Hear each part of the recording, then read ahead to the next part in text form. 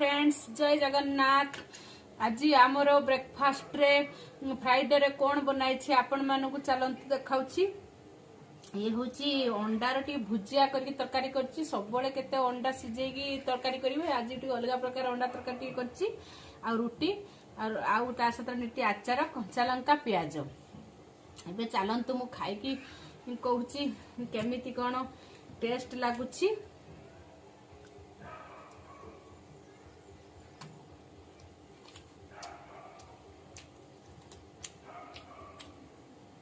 प्याज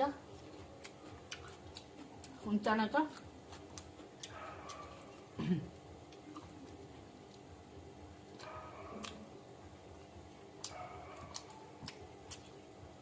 बहुत बढ़िया लगुच। आपण माने भी एमती करी बनाई खातु। आ रेसिपी मु मॉर्निंग ब्लॉग रे मेंशन कर देछि। आपण जल्दी मो फूड ब्लॉग भल लागुथिबो आपण माने प्लीज मोर चैनल यूनिक बनी ब्लॉग्स को सब्सक्राइब करिवे, मते लाइक करिवे।